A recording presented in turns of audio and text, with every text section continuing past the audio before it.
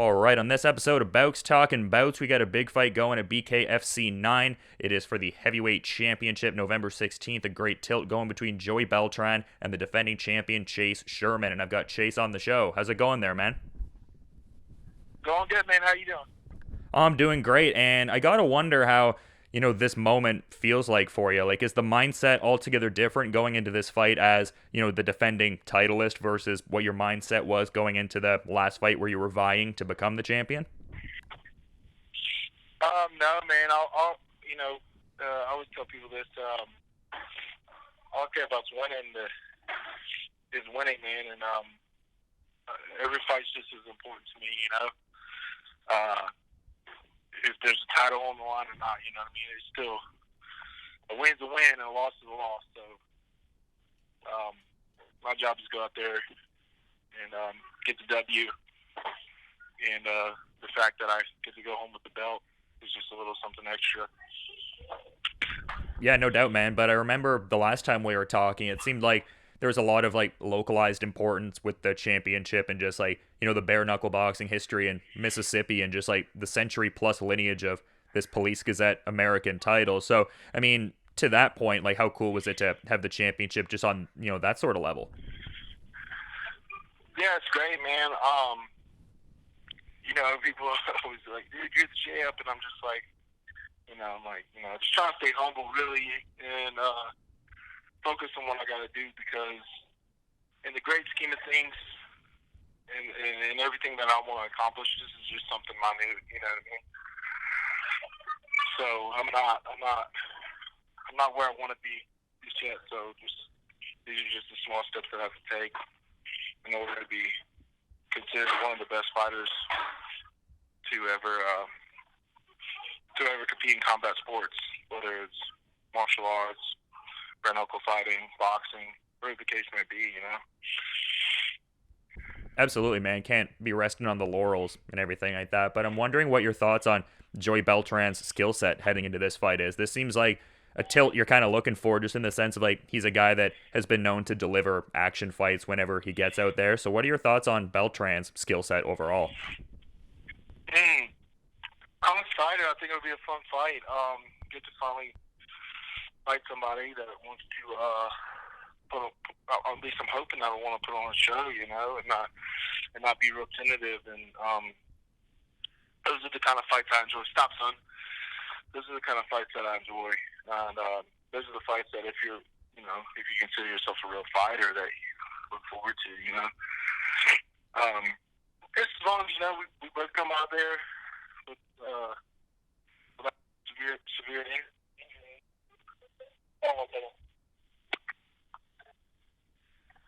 Without some severe injuries, then I want to go in there and really throw down and put on a good show. Yeah, definitely. And to that point, I'm kind of curious because the first time we'd done the interview, you were saying the Shoemaker fight kind of had left a bit of a bad taste in your mouth. To that point, I mean, how do you evaluate your, title-winning performance against Arnold Adams last time out? Yeah. I'm sorry. What did you ask him? Oh no, I was just wondering because you'd said the Shoemaker fight left a bit of a bad taste in your mouth. But I'm just wondering, like, with the title-winning performance last time, like, what was your, I guess, assessment of that? Was it another bad taste in the mouth situation? Were you satisfied with the performance? Oh, no. I thought that was a great fight. I thought that stop, son. Here. I thought that I was really pleased with that fight, to be honest with you. I felt better than I've ever felt in any fight. And I think a lot of things were clicking and a lot of things were coming together. Obviously, he was still a defensive fighter in that fight, but I feel like I put on a pretty good show, and I was pushing the pace and landing a lot of shots. I feel like it was pretty one-sided, to be honest with you. Yeah, it was definitely a quality performance, man. And I'm kind of wondering about how the firefighting endeavors are going too. That was something you were talking about last time, just how it got you in such great shape. So how's the firefighting been? It's been great. We finally started shift work, and I'm not in the academy anymore. So now I'm actually at the station, and I got guys that are we train every day. We do some sort of, whether it's lifting weights, running, firefighting training in the gear, or just any kind of cardio or strength and conditioning. We do that every day anyway. So when they found out I had a fight, they kind of let me take the reins there a little bit, and they'll get in there with me and do the stuff that I need to do and get done. So it's cool. Those guys are real supportive of everything, and I've got to go out there and get another win for them. Yeah, I imagine the guys at the station are, getting all hyped up for it and stuff like that. I guess there are a lot of questions you get from the boys, or just there's a general level of support, like they just support each individual within the collective type thing.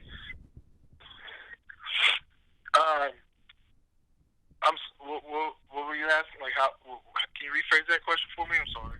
Oh, don't be sorry, man. Yeah, I'm just wondering, if there's that support kind of dynamic, where the firefighters, asking about the bare knuckle stuff and MMA efforts you're doing. Is there a lot of support from the boys? Yeah, definitely, man. They all pretty much support it. It's just a brotherhood there, really. And if I succeed, then they succeed. If I fail, then they feel like they're a part of that as well. Because it's a team, and I've included them in that, and relayed the message that things we do while I'm at work is it's going to be adamant to how I perform in my other career. And those guys, they want to be a part of that, and they've helped me. Whether it's when we're cooking our meals for the day, whether it's just kind of trying to eat a little bit cleaner or whatever the case may be. So I'm like, hey, instead of doing this for training today, can we switch it up a little bit and just something that's gonna help better prepare me for my fight. So it's good, man. I enjoy it, and those guys are, like I said, those guys are supporting me a lot. Yeah, good to have that support, man. Glad to hear that and all. But I'm kind of curious, not overlooking Joey Beltran, obviously, but it seems like Gabriel Gonzaga had a pretty emphatic victory over Bigfoot Silva the last time out. Do you kind of survey the heavyweight division at all, thinking of potential opponents? I guess what I'm asking is, do you see yourself, if you get the ideal outcome against Beltran here, do you think Gabriel Gonzaga is going to be the next opponent you toe the line with? That's what I'm thinking. They wanted me to fight Silva, and then first, and then that kind of got all washed away. I guess when they signed Gonzaga, and they let them keep fight first. And so since Silva didn't win, obviously, that's what I would think would be the next move. But who knows? Just whoever they put in front of me. But like you said, I have to focus on Joey first before we can make any future plans because he's definitely a seasoned fighter and there's no easy opponent. Oh, absolutely not. I mean, he's a very tough guy as well. I actually was just interviewing him a bit earlier, and I think he said, for him at least, there was some level of saltiness with this being a heavyweight championship fight and, not being the main event. He showed his respect for Lobov and Knight, but it seemed like there was some level of bitterness attached to that. Is that a sentiment you share as well? Joey said that? Yeah. Yeah, I mean, absolutely. Absolutely. I mean, the last time I fought for the belt, the last fight we were the co-main event as well, and the damn headliner wasn't even guys that were local. I'm from here, and I'm fighting for the world title, and I'm the co-main event, and you got two guys that nobody fucking knows. That's that's in the crowd. Nobody really knows them. And granted, it was Pacific Jason I was fighting, and what's his name stepped up on short notice. Yeah, you kind of take a little bit of offense to it. But at the same token, Jason's my teammate, and I wish him nothing but the best success. And I realized that. That Lobov fight he had with him last time was kind of what set the platform for this sport and it's kind of built it. So, it is.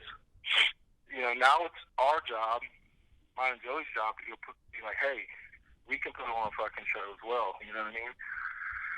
So we'll see what happens. Yeah, definitely a good way to analyze the situation. But you've been great with your time, man, and I imagine you got a busy schedule and everything like that. So is there anything you'd like to sort of add as a parting thought as we're wrapping up here? No, man, I'm good. I think I had another guy calling. This isn't with Fight Bananas, is it? Sorry, what was the last part you said there? I think I have another podcast guy. He was calling in whenever you were. I'm about to have to go do another one as soon as we get off the phone. So. He's a busy man. He's the heavyweight champion, and the fight goes on November 16th. Just trying to get all this stuff done. And, I appreciate you calling, man, and taking this to the fight. And I'll holler at you later. Yeah, for sure, man. Have a good one. All right, we got Joey Beltran November 16th taking on Chase Sherman. Chase was just on the show and provided some great insights. This has been Bouks Talking Bouts.